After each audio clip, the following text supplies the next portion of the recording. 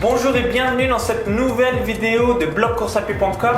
Ici Maxence Rigotier. Dans cette courte vidéo, je voulais revenir sur une erreur que je faisais par le passé, que je ne fais plus aujourd'hui, surtout une erreur à ne pas reproduire.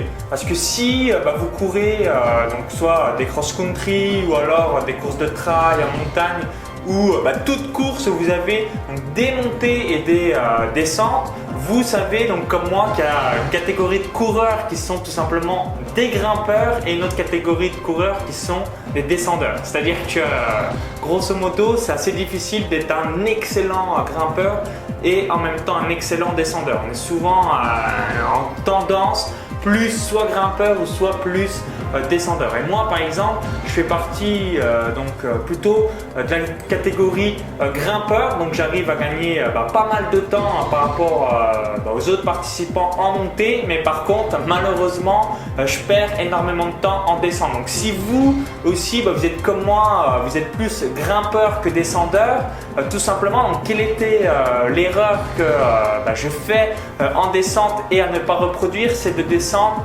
assez doucement, parce que plus on descend doucement, donc plus entre guillemets déjà on perd du temps, ça c'est sûr, mais surtout on n'a pas forcément plus d'équilibre, parce que quand vous êtes dans des courses de trail, de montagne et certaines fois les descentes sont vertigineuses, alors que quand on descend rapidement, on va plutôt atterrir sur la pointe de pied, alors que quand on est donc assez lent, on va plus atterrir sur le talon et du coup tomber en arrière sur les fessiers, le dos, etc. Donc j'ai déjà chuté de temps en temps de nombreuses fois. Donc certes, si vous avez peur de la vitesse, parce que moi aussi c'est mon cas, ou encore si vous avez mal un petit peu donc aux hanches, aux genoux, différents endroits, parce que descendre très rapidement ça use aussi musculairement, mais essayez d'essayer de vous relâcher et de laisser donc votre foulée descendre de manière naturelle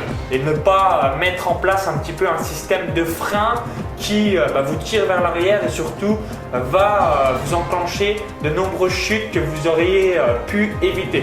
Donc moi c'est ce que je fais maintenant aujourd'hui, j'essaye vraiment tout simplement de me détendre et surtout de laisser ma foulée descendre naturellement. Donc j'ai encore un petit peu peur, ça vient pourquoi il y a d'autres personnes qui sont des excellents descendeurs et d'autres qui sont moins bons, c'est aussi vis-à-vis de la peur. Alors, on a peur de la vitesse, on a peur de chuter, on a peur de se casser la figure, mais notez bien que si vous allez doucement, tout simplement vous risquez de vous faire mal, parce que vous êtes comme un petit peu sur un frein à main vis-à-vis de vos muscles. Donc ce qui est dommage, c'est que 1, vous perdez vraiment du temps, et 2, vous pouvez tout simplement vous blesser, alors que si vous allez vite, vous risquez pas forcément plus de vous blesser, parce que vous allez plus atterrir sur la pointe des pieds et du coup avoir plus d'équilibre que être sur l'attaque talon.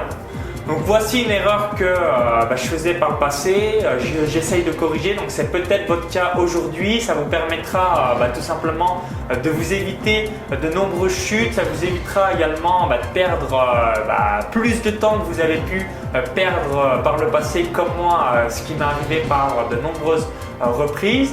Donc, et vous, est-ce que vous êtes donc plus grimpeur que moi ou alors plus descendeur? Et surtout, donc, si vous êtes descendeur, donc, quelles sont vos astuces ou surtout votre méthode pour pouvoir donc, descendre à toute vitesse lors de vos compétitions en course à pied? Donc laissez-moi votre retour d'expérience dans les commentaires juste en dessous. Donc ça sera très utile et ça sera donc très utile pour tous les coureurs qui me suivent sur le blog.